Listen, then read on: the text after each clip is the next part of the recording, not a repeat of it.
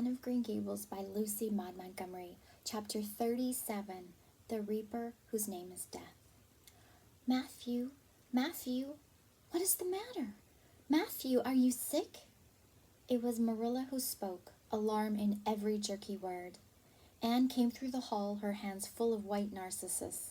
It was long before Anne could love the sight or odor of white narcissus again. In time to hear her and to see Matthew standing in the porch doorway, a folded paper in his hand, and his face strangely drawn and gray. Anne dropped her flowers and sprang across the kitchen to him at the same moment as Marilla. They were both too late. Before they could reach him, Matthew had fallen across the threshold. "He's fainted!" gasped Marilla. "Anne, run for Martin. Quick, quick, he's at the barn." Martin, the hired man who had just driven home from the post office, started at once for the doctor, calling at Orchard Slope on his way to send Mr. and Mrs. Barry over. Mrs. Lynde, who was there on an errand, came too. They found Anne and Marilla distractedly trying to restore Matthew to consciousness. Mrs. Lynde pushed them gently aside, tried his pulse, and then laid her ear over his heart. She looked at their anxious faces sorrowfully, and the tears came into her eyes. "Marilla," she said gravely, "I don't think we can do anything for him." "Mrs. Lynde, you can't think that Matthew is... Anne could not say the dreadful word. She turned sick and pallid. "Child, yes, I'm afraid of it. Look at his face. When you've seen that look as often as I have, you'll know what it means." Anne looked at the still face, and there beheld the seal of the Great Presence. When the doctor came, he said that death had been instantaneous and probably painless, caused in all likelihood by some sudden shock. The secret of the shock was discovered to be in the paper Matthew had held and which Martin had brought from the office that morning. It contained an account of the failure of the Abbey Bank. The news spread quickly through Avonlea, and all day friends and neighbors thronged Green Gables and came and went on errands of kindness for the dead and living. For the first time, shy, quiet Matthew Cuthbert was a person of central importance. The white majesty of death had fallen on him and set him apart as one crowned. When the calm night came softly down over Green Gables, the old house was hushed and tranquil. In the parlor lay Matthew Cuthbert in his coffin, his long gray hair framing his placid face, on which there was a little kindly smile, as if he but slept, dreaming pleasant dreams. There were flowers about him, sweet old-fashioned flowers, which his mother had planted in the homestead garden in her bridal days, and for which Matthew had always had a secret, wordless love. Anne had gathered them and brought them to him, her anguished, tearless eyes burning in her white face.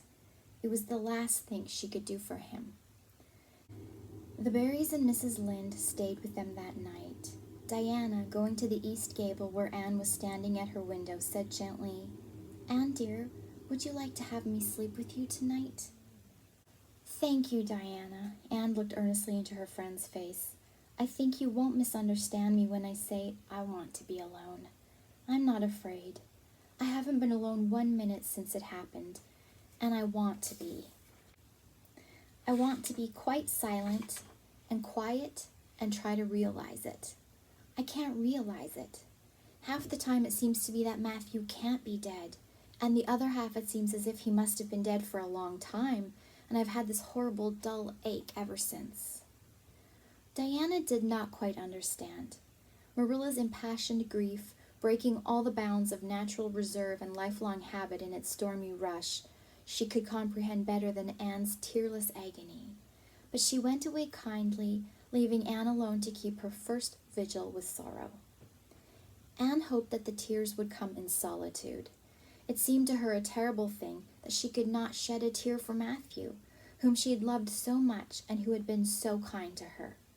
Matthew, who had walked with her last evening at sunset and was now lying in the dim room below with that awful peace on his brow.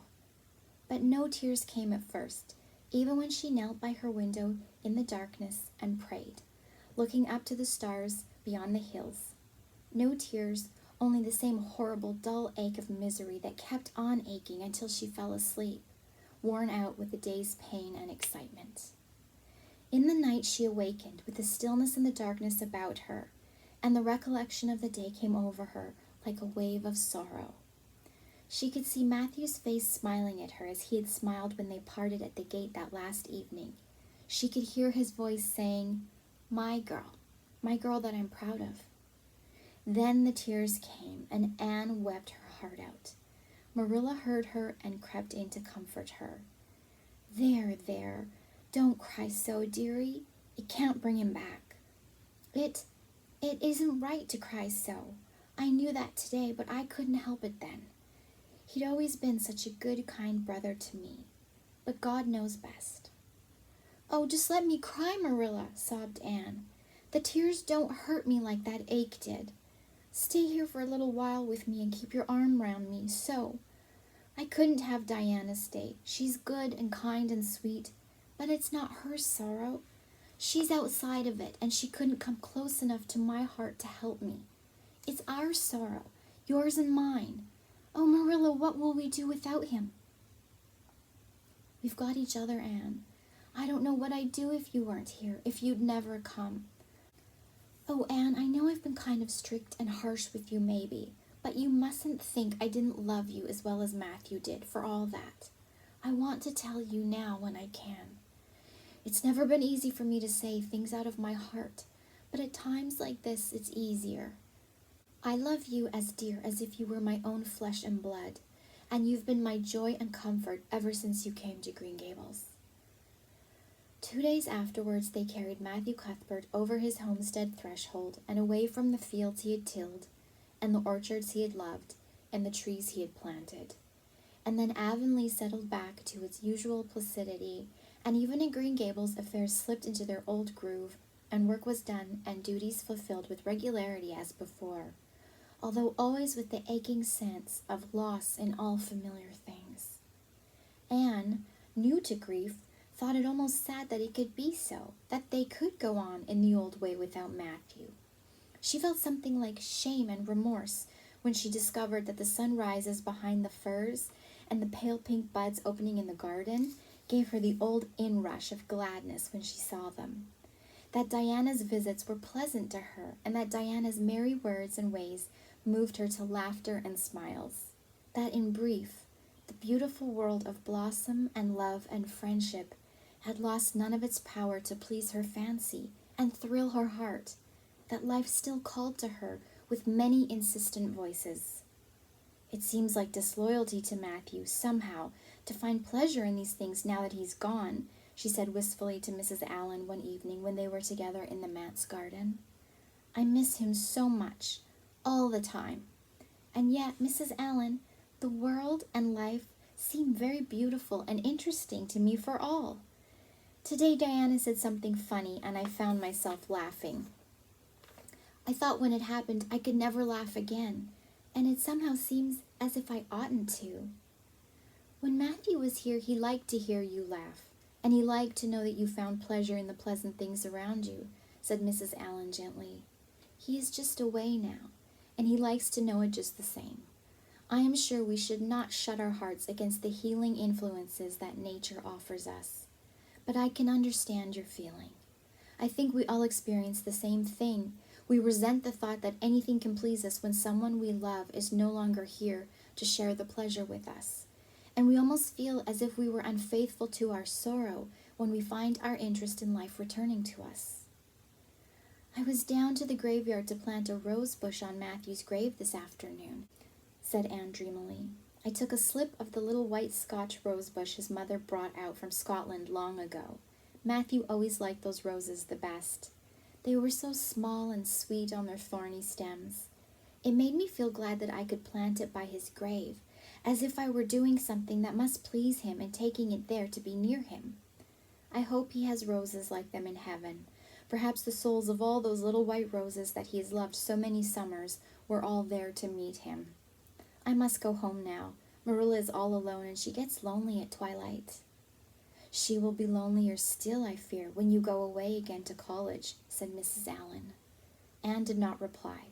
She said good night and went slowly back to Green Gables. Marilla was sitting on the front doorsteps and Anne sat down beside her.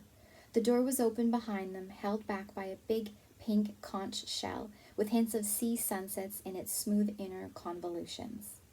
Anne gathered some sprays of pale yellow honeysuckle and put them in her hair. She liked the delicious hint of fragrance, as some aerial benediction, above her every time she moved. "Dr. Spencer was here while you were away," Marilla said. "He says that the specialist will be in town tomorrow, and he insists that I must go in and have my eyes examined. I suppose I'd better go and have it over. I'll be more than thankful if the man can give me the right kind of glasses to suit my eyes. You won't mind staying here alone while I'm away, will you? Martin will have to drive me in, and there's ironing and baking to do." "I shall be all right. Diana will come over for company for me. I shall attend to the ironing and baking beautifully. You needn't fear that I'll starch the handkerchiefs or flavor the cake with liniment." Marilla laughed. "What a girl you were for making mistakes in them days, Anne. You were always getting into scrapes. I did used to think you were possessed. Do you mind the time you dyed your hair?" "Yes, indeed, I shall never forget it," smiled Anne, touching the heavy braid of hair that was wound about her shapely head. "I laugh a little now sometimes when I think what a worry my hair used to be to me. But I don't laugh much, because it was a very real trouble then. I did suffer terribly over my hair and my freckles. My freckles are really gone, and people are nice enough to tell me my hair is auburn now, all but Josie Pye. She informed me yesterday that she really thought it was redder than ever, or at least my black dress made it look redder, and she asked me if people who had red hair ever got used to having it. Marilla, I've almost decided to give up trying to like Josie Pye. I've made what I would once have called a heroic effort to like her, but Josie Pye won't be liked." "Josie is a Pye," said Marilla sharply, "so she can't help being disagreeable. I suppose people of that kind serve some useful purpose in society, but I must say I don't know what it is any more than I know the use of thistles. Is Josie going to teach?" "No, she's going back to Queen's next year. So are Moody Spurgeon and Charlie Sloane. Jane and Ruby are going to teach, and they both got schools. Jane at Newbridge and Ruby at some place up west."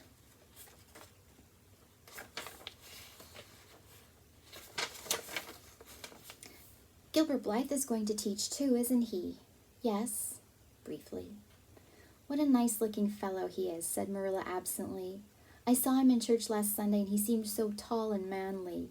He looks a lot like his father did at the same age. John Blythe was a nice boy. We used to be real good friends, he and I. People called him my beau." Anne looked up with swift interest. "Oh, Marilla, and what happened? Why didn't you—" "We had a quarrel. I wouldn't forgive him when he asked me to. I meant to after a while, but I was sulky and angry and I wanted to punish him first. He never came back. The Blythes were all mighty independent. But I always felt rather sorry. I've always kind of wished I'd forgiven him when I had the chance." "So you've had a bit of romance in your life too," said Anne softly. "Yes, I suppose you might call it that. You wouldn't think so to look at me, would you? But you never can tell about people from their outsides. Everybody has forgot about me and John. I'd forgotten myself. But it all came back to me when I saw Gilbert last Sunday."